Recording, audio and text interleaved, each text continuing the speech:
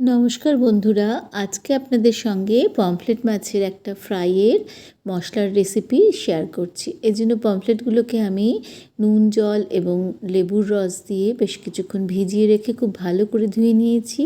ধুয়ে ছুরির সাহায্যে ছোট ছোট কাট লাগিয়ে নিচ্ছি। বেশি বড় কাট লাগালে কিন্তু মাছটা ভেঙে যাওয়ার চান্স থাকে। এবার একটা মশলা তৈরি করছি। এতে আমি দুটো রসুন, একটা কাঁচা লঙ্কা, খুব ঝাল বলে একটাই নিয়েছি, কিছুটা ধনেপাতা, হাফ ইঞ্চি আদা এবং একটু নুন দিয়ে আন্দাজ মতো নুনটা নেবেন যাতে বেশি না হয়। পেস্ট করে নিয়েছি। পেস্টের মধ্যে হাফ মতন লেবুর রস দিয়ে দিচ্ছি, দিয়ে মশলাটা রেডি করে নিয়েছি। সামান্য হলুদ এবং তেলও ওর মধ্যে দিয়ে দিচ্ছি, দিয়ে খুব ভালো করে মিশিয়ে নিতে হবে। এইভাবে মশলাটা তৈরি করে নিয়ে মাছগুলোর গায়ে খুব ভালো করে মশলাটাকে আমি লাগিয়ে দেব। এই লাগানোটা কিন্তু খুব ভালো করে বেশ কিছুক্ষণ সময় নিয়ে লাগাতে হবে এবং বেশ কিছুটা মশলা মাছের পেটের ভেতরেও আমি ঢুকিয়ে দিয়েছি যাতে পেটের ভেতর থেকেও ভালো মতন মাছের মধ্যে মশলাটা লেগে যায়। এইভাবে মশলাটাকে পুরো মশলা দিয়ে মাছটাকে ম্যারিনেট করে নিতে হবে। ম্যারিনেটেশনটা রেখে দেওয়ার জন্য আমি মিনিট 20 মতন সময় নিয়েছি।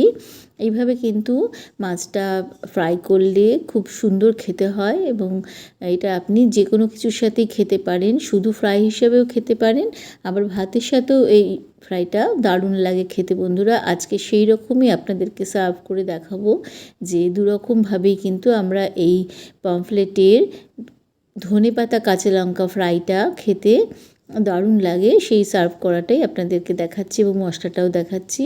দেখুন, এইভাবে দুখানা মাছই আমি কিন্তু খুব ভালো করে মশলা লাগিয়ে নিচ্ছি। যদি আমাদের এই রান্নাগুলো আপনাদের ভালো লেগে থাকে বন্ধুরা, আপনাদের কাছ থেকে একটা সাবস্ক্রিপশান আশা করছি।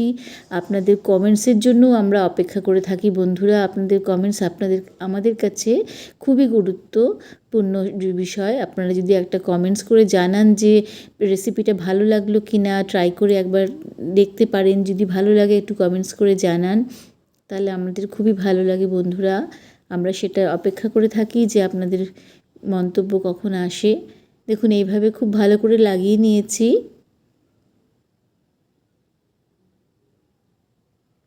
এটা এবার আমি মিনিট 20 মতন রেখে দেব।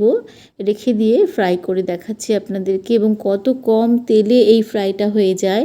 এটা কিন্তু অল্প তেলে আমি ননস্টিকেই ফ্রাইটা করব। এটা কিন্তু ডিপ ফ্রাই করতে যাবেন না বন্ধুরা, এরকমভাবেই ফ্রাইটা করবেন, তাহলেই কিন্তু ফ্রাইটা ঠিকঠাক মতন হবে। নাহলে মাছের গায়ে যে কোটিংটা লাগাচ্ছি আমি, সেটা কিন্তু তেলের মধ্যে বেশিরভাগটাই বেরিয়ে যাবে। দেখুন, এইভাবে মাছগুলোকে খুব ভালো করে ভেজে নিতে হবে। পমফ্রেট ফ্রাই আপনি অনেক রকম মশলা দিয়ে করতে পারেন। আপনি একবার এইভাবে এই মশলাটাতে পমফ্রেট ফ্রাই করে দেখুন বন্ধুরা, ভীষণই টেস্টি হয়, দারুণ খেতে লাগে। খুব সামান্য পরিমাণে মশলা কিন্তু খেতে দুর্দান্ত হয়।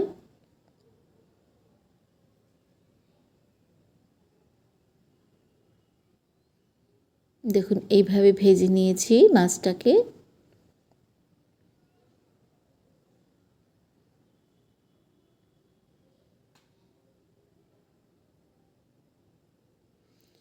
ভালো করে ঘুরিয়ে ঘুরিয়ে ভেজে নিতে হবে চারপাশটা, যাতে কোনো দিকটাই কাঁচা না থেকে যায়। দেখুন আমি কিভাবে ভেজে নিচ্ছি।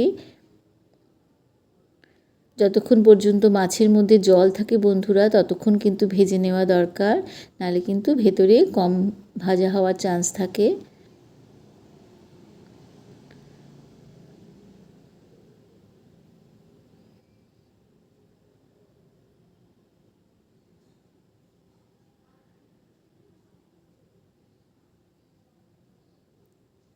ধনেপাতা লঙ্কার এই ফ্রাইটা কিন্তু সত্যিই দারুণ খেতে, কোনো রকম বেশি মশলা লাগে না এটাতে। এটাই কিন্তু এই ফ্রাইটার একটা পজিটিভ দিক। এইভাবে আমি আরও একটা মাছকেও ভেজে নিচ্ছি। ভেজে নিয়ে আপনাদেরকে সার্ভ করে দেখাচ্ছি যে কত সুন্দর লাগে। এইভাবে আপনি লেবুর রস ছড়িয়েও মাছ ভাজাটা খেতে পারেন, অথবা গরম ভাতে কাঁচা লঙ্কা দিয়ে এবং মাছ ভাজার তেলটা দিয়ে যদি খেয়ে দেখেন বন্ধুরা, সেটাও কিন্তু অপূর্ব খেতে হয়।